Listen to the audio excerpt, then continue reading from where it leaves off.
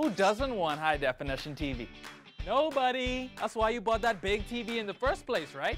But the thing is, plenty of people got that big flat-screen TV for Christmas or their birthday or whatever, but they didn't get an HD cable box to go with it. That means that they're watching this regular TV signal on their big HD TV, and it could look so much better. See, an HD image is 4 times the size of a regular digital TV image. To get true HD, you gotta have RevTV HD to go along with your HD TV. So here's the deal. You can get a RevTV HD box today for about as much as you're paying now for your regular digital box. And you'll only pay half the cost to access over 100 HD channels with RevTV HD. You're welcome. Your HD TV deserves true HD, so upgrade to RevTV HD today for just $4.99 a month for a limited time from RevTV. RevTV HD, how we define TV. A pair of tourists claim they were robbed of tens of thousands of dollars in cash over the weekend. 2 men charged with 17 gun-related offenses. Prison officers say they've waited far too long for conditions at Her Majesty's Prison to improve, and the General Post Office set to be relocated. We'll tell you what that means for workers in that department. We have those stories and more coming up tonight. Good evening, Bahamas. I'm Christina McNeil, and your MB12 starts right now.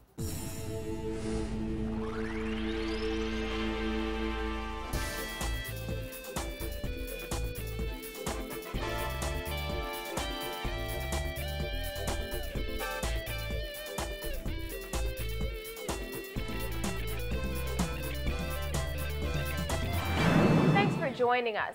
2 tourists in the food and beverage industry claim they were robbed of more than $30,000 cash while staying at a resort on the Cable Beach Strip. The men say the money was stolen from their hotel room in the middle of the night while they were sleeping, and now they're demanding action. There are also those who want to make sure their claims add up. Dana Smith reports.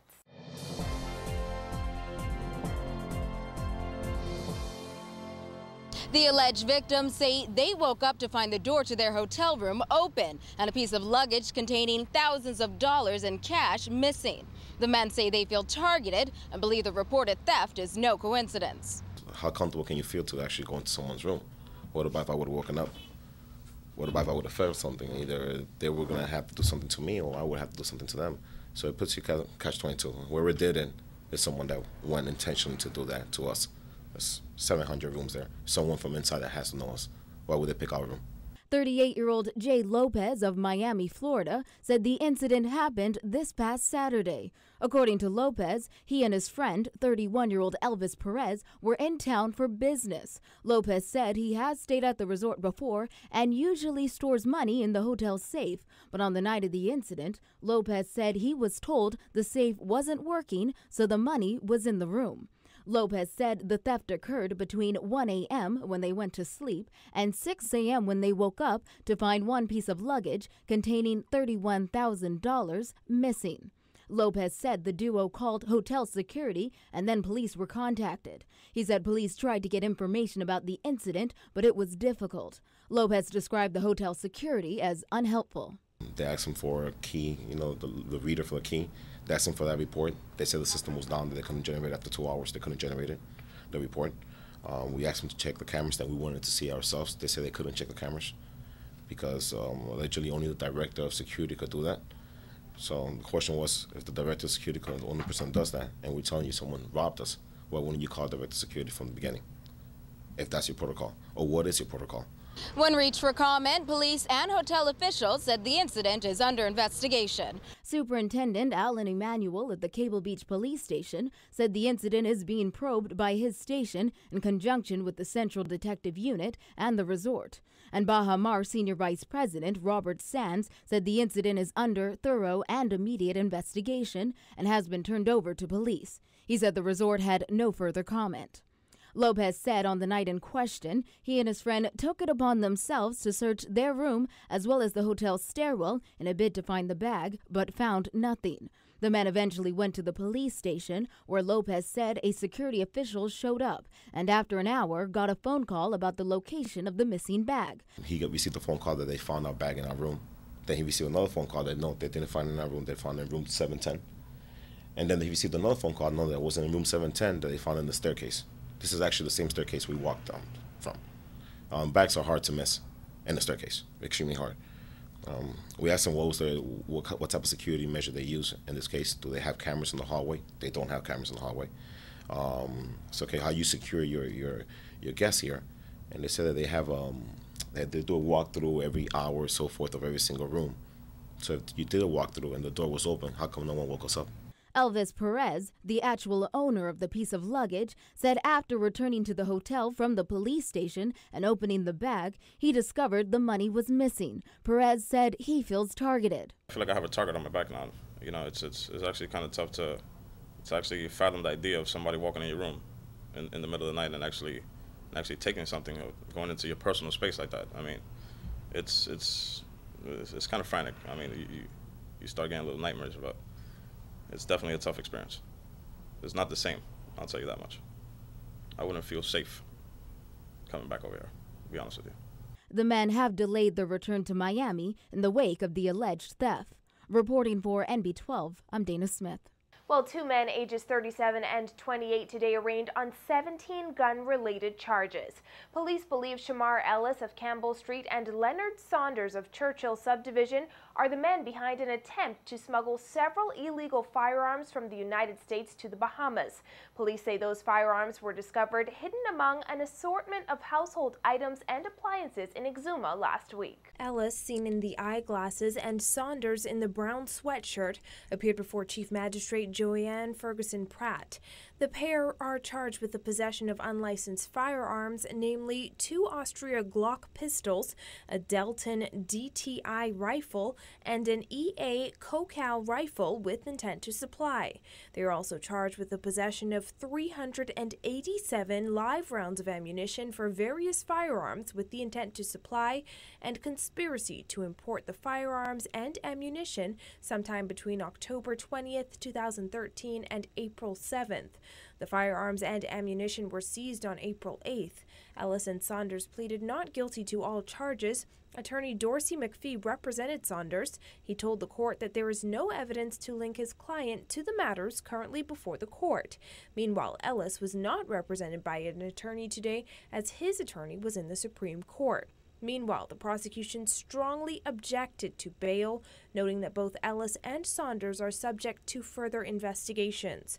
The men have been remanded to Her Majesty's Prison and will return to court tomorrow, when a decision on bail will be made. And members of the Prison Officers Association are demanding government take action to address serious concerns they say are being left unchecked at Her Majesty's Prison. Those issues range from the continued use of slot buckets to alleged security lapses and disease control. President of the Bahamas Public Service Union, John Pinder, says his members will not be afraid to step in and agitate on behalf of prison workers. The issues, if left unbridled, will result in disaster, according to the association's attorney, Dennis Williams. At some point, the Congress has to show full support to the association.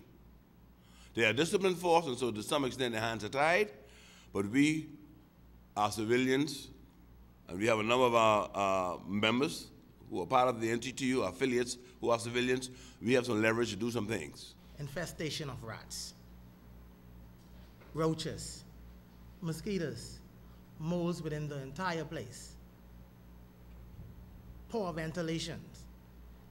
The minister said that the roof in maximum security is completed, but I'm here to tell you that a portion of the roof is finished. It's not going to stop until there's some cholera outbreak or some disease outbreak or someone is killed or someone dies. And that is the only time, and it's not about this party or the next party. It's about governance and the relationship with workers. Williams says the list of complaints also includes concern over the health and safety of officers. For instance, the prison's new baseball diamond holds a host of possible risks that may jeopardize security at the institution. Prison today, in the 21st century, to the officers' dismay and to the inmates' dismay, they're still using slop buckets today. That itself is very unhealthy. That itself poses a very serious health challenge to the officers and the inmates as a whole. And I could personally tell you that on visiting the prison in the early mornings, if you eat, I had an experience, you would normally throw up if you're not used to the stench and to the smell in the prison. So certain diseases that are contagious would adversely affect the officers, and they have been thoroughly advised to take the corrective action and related to these inmates, and this has not been done to this date. And that would pose a serious health risk to these very good officers who inmates can use that field and interact with members in the public without proper checks. That should never be. Everything should be done within the proper protocol, and if left unchecked, they allege that it may be a serious incident if it is not addressed. Williams says officers cannot wait much longer for action. This cannot continuously happen, and if it is not addressed, obviously there's going to be a serious breakdown in the operations of the prison. And that is not a threat, but that is just a fact.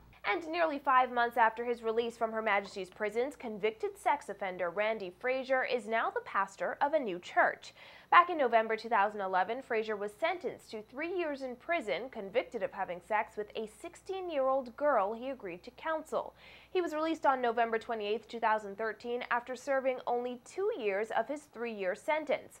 Well, yesterday, Frazier and more than 100 of his supporters gathered at Workers' House, where he was installed as the pastor of Palms of Victory Kingdom Ministry. Several local reverends were on hand for the event, including Reverend Philip McPhee of Mount Calvary Baptist Church. Today, McPhee explained everyone deserves a second chance. It was a great gesture of forgiveness and what the church is all about in terms of doing what God has called us to do, forgive our brothers and allow those who have sinned, and especially when we talk about Holy Week, to recognize that God is a God of a second chance. And yesterday was a good example, in my opinion, of the church showing what second chances is all about. As for those who would criticize Frazier and his decision to start a new church, McPhee says everyone makes mistakes and reiterated the importance of forgiveness. The Christian faith is based on forgiveness, and God forgive us. And I say this because every one of us have made mistakes. We have missed the mark on many occasions. And God takes us in, forgives us, brushes us off, and starts us back on our way. During Frazier's trial, evidence revealed he began an illicit affair with a 16-year-old girl shortly after their counseling sessions began in July 2005. The sexual relationship ended in February 2006, according to the victim.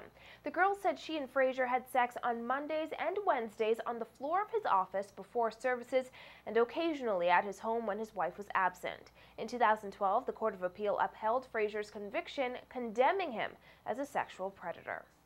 Coming up, the General Post Office set to be relocated, but what does the union representing workers think about it? I believe it's in the best interest of the government to take the building down and build all over again. But first, an improved value-added tax education program on the way for Bahamians. That and so much more when MB12 returns.